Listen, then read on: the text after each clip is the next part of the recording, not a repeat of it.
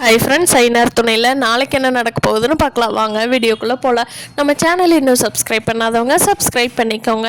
நிலாவும் சோழனும் பத்திரத்தை எடுத்துகிட்டு வந்ததை சர்ப்ரைஸாக கொண்டுட்டு போய் நடேசன், சேரன், பாண்டி, பல்லவன் எல்லாத்திட்டையும் சோழனும் நிலாவும் சந்தோஷமாக காட்டுறாங்க. அதை பார்த்த பாண்டிக்கு சேரனுக்கெல்லாம் பயங்கர சந்தோஷம். நடேசன் கேட்குறாரு, டே எங்கடா இருந்தது, எங்கடா பத்திரத்தை பிடிச்சிங்க அப்படிங்கிறாரு. அதுக்கு நிலா சொல்கிறாங்க, அங்கிள் நாங்கள் வந்து வீட்டில் ஏறி உங்களோட ஒரு ட்ரங்க் பெட்டியில் தான் ஒரு கவரில் வச்சுருந்தீங்க, அதை போய் மேலே ஏறி போய் ஓட்டை பிரித்து போய் எடுத்துக்கிட்டு வந்தோம் அப்படின்னு சொல்கிறாங்க. என்னம்மா சொல்கிறீங்க, இத்தனை நாள் வீட்லேயே வச்சுக்கிட்டு நான் தேடினேன் அப்படிங்கிறாங்க. அது பல்லவன் சொல்கிறா, ஆமாம் அவர் தாத்தா எழுதி கொடுத்ததே வாங்கி அந்த இரும்பு பெட்டிக்குள்ளே ஓட்டது தான், அது இப்போ போய்த்தான் அண்ணி மன்னனும் எடுத்துகிட்டு வந்திருக்காங்க அப்படிங்கிறாங்க. சேரன் எடுத்துகிட்டு, பரவாயில்லப்பா, சூப்பர்ப்பா, நல்ல வேலை செஞ்சுருக்கிறீங்க, போங்கப்பா ரெண்டு பேரும், பரவாயில்ல, இந்த உயில் இல்லாமல் நம்ம வீடு நமக்கு இல்லைன்னு ஆயிருமோன்னு நானே ரொம்ப பயந்துக்கிட்டு இருந்தேன்ப்பா அப்படிங்கிறாங்க. பாண்டியும், டே சோழா நீயடா போய் எடுத்த, ரெண்டு பேரும் எப்படிரா உள்ளே இறங்குனீங்க, எப்படிரா போனீங்க அப்படிங்கிறாங்க. எல்லாரும் நடந்தது எல்லாம் நிலாவும் சோழனும் சொல்லி காட்டுறாங்க. குடும்பமே ரொம்ப குஷியாயிடுறாங்க.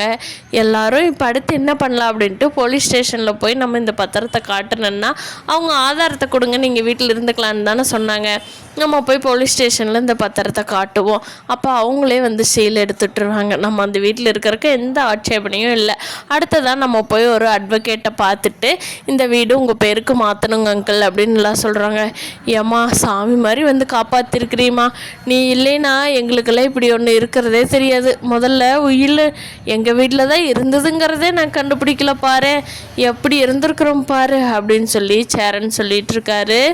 ஒரு வழியாக எல்லோரும் போலீஸ் ஸ்டேஷன் போய் சொன்ன உடனே அவங்க, சரிப்பா நீங்கள் வீட்டுக்கு போங்க, இருந்தால் நாங்கள் அதிகாரியை கூட்டிகிட்டு வர்றோம், நீங்கள் எல்லாருமே நீ அந்த வீட்டில் இருந்துக்கலாம்ப்பா, ஒன்றும் பிரச்சனை இல்லை, அடுத்து வந்து நீங்கள் கோர்ட்டில் போய் மூவ் பண்ணி உங்கள் பேரில் அந்த வீட்டை மாற்றிக்கோங்க, அதுதான் உங்களுக்கு நல்லது அப்படின்னு சொல்லி போலீஸ் ஸ்டேஷனில் சொல்லிடுறாங்க. எல்லாருமே பேக்கெல்லாம் எடுத்துக்கிட்டு ஐயனார் துணை வீட்டுக்கு போயிடுறாங்க.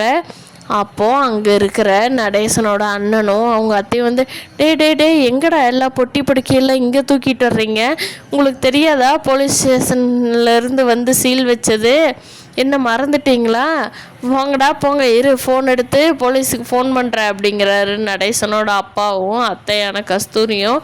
அப்போது சோழன் சொல்கிறாரு, ஓ பண்ணுங்க தாராளமாக பண்ணுங்க, அவங்களே இன்னும் கொஞ்சம் நேரத்தில் இங்கே வரேன்னு தான் சொல்லியிருக்காங்க, வந்து சீல் எடுத்துடுறேன், நீங்கள்லாம் அங்கே வந்துருங்கன்னு சொல்லியிருக்காங்க, வரட்டும் கூப்பிடுங்க கொஞ்சம் சீக்கிரமாக வரட்டும் அப்படிங்கிறாங்க. என்னடா சொல்கிறீங்க அப்படிங்கிறாங்க கஸ்தூரி.